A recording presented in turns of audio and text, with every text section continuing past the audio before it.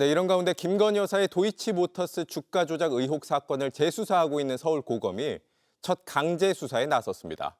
건진법사 수사팀이 확보한 휴대전화에 대해서 압수수색 영장을 집행한 건데 문제는 아직까지 휴대전화 비밀번호를 풀지 못하고 있다는 겁니다.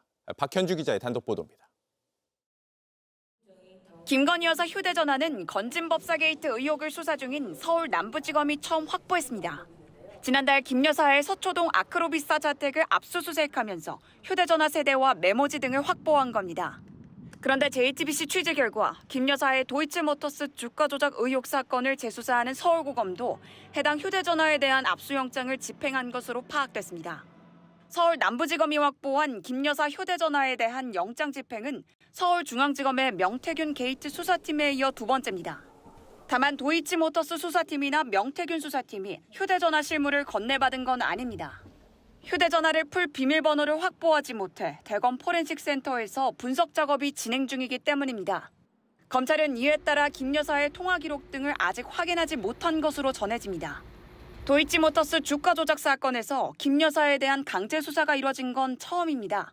지난 2020년 4월 수사가 시작되고 무혐의 처분이 나오기까지 김 여사에 대한 강제 수사는 없었습니다. 지난 3월 헌법재판소도 검찰의 수사 과정에 의문을 제기했습니다.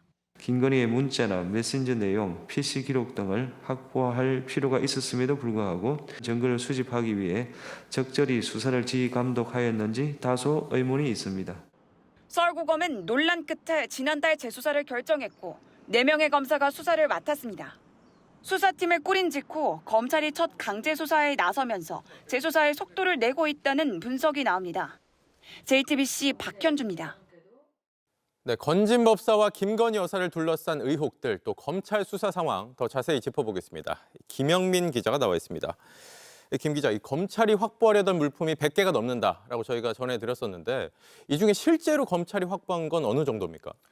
네, 말씀하신 대로 검찰이 압수수색 영장에 제시한 물건은 100개가 넘습니다. 네. 검찰은 현금과 수표, 상품권뿐만 아니라 계좌 내역과 세무조사 자료까지 김 여사 자금 흐름을 알 수 있는 자료를 모두 확보하려고 했습니다. 네. 다만 검찰이 확보한 건 휴대전화와 일부 자료에 불과하다고 김건희 여사 측은 설명했습니다. 압수됐다고 말한 이 휴대전화는 윤 전 대통령 파면 이후 개통해 20일밖에 안 됐던 아이폰이었습니다. 또 코바나 컨텐츠 사무실에서 확보된 휴대전화 역시 사실상 공기계와 같은 걸로 전해졌습니다. 네. 당시 통일교 측이 준비한 선물이 3가지인 거죠. 이 다이아몬드 목걸이와 샤넬백 그리고 천수삼이라는 이름의 건강차 이렇게 3가지인데 이게 실물이 발견이 안 된 거죠? 네, 맞습니다. 이번 압수수색에서 의혹이 제기된 선물은 발견이 되지 않았습니다. 네. 대신 앞서 이은진 기자가 전해드렸듯 검찰은 일부 선물이 김 여사에게 실제 전달된 정황이 담긴 문자 메시지를 확보했습니다. 네. 2022년 7월 건진법사와 당시 윤 전 통일교 세계본부장의 문자를 확인한 건데요. 윤 전 본부장이 김 여사가 물건을 잘 받았다. 여사님께서 건강이 좋아지셨다고 한다. 이런 취지의 문자를 보낸 겁니다. 네. 이런 문자에도 건진법사는 검찰 조사에서 전달하지 않았다라는 주장을 이어가고 있습니다. 네, 여기에 대해서 일단 건진법사는 알았다라고 답을 보냈다는 게 이 검찰이 확보한 내용인 거고요.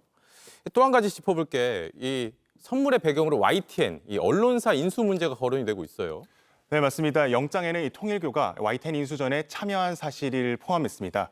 인수를 위해 윤석열 정부의 도움이 필요했던 현안이라고 본 겁니다. 네. 특히 당시 통일교 2인자가 관련 민원을 위해 이른바 윤핵관을 만났다 이렇게 말하는 녹취가 저희가 보도해 드렸는데요.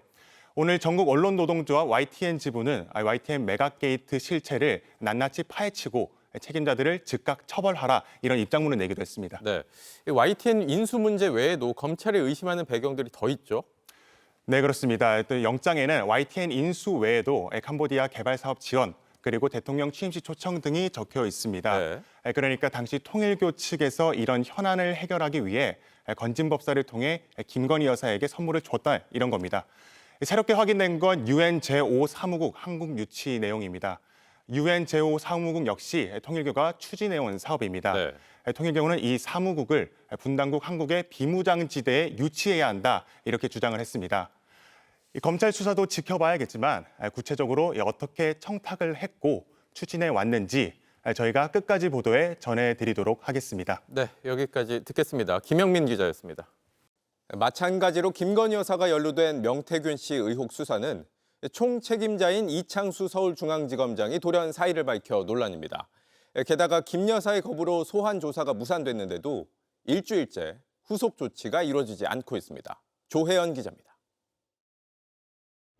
서울중앙지검 명태균 의혹 전담수사팀은 김건희 여사에게 지난 14일까지 검찰에 출석해 조사를 받으라고 통보했습니다. 1차 출석 요구서를 전달받은 김 여사는 대선에 영향을 줄 수 있다며 출석하지 않았습니다. 당초 대선 전 추가 출석 요구가 이어질 거란 관측도 나왔지만 검찰은 김 여사의 소환 불응 이후 일주일이 지난 현재까지 2차 출석 요구서를 보내지 않았습니다. 이런 가운데 명태균 의혹 수사를 지휘하는 총책임자인 이창수 서울중앙지검장이 어제 법무부에 사의를 표명했습니다. 지난 일주일 사이 김 여사에 대한 추가 소환 요구가 없었던 데엔 퇴직을 앞둔 이 지검장의 의중이 반영된 게 아니냐는 분석이 나옵니다. 심우정 검찰총장은 오늘 출근길에 이 지검장과 조상원 4차장 검사의 사의 표명에 대한 입장을 묻자 검찰의 업무에는 흔들림이 없을 것이라 강조했습니다.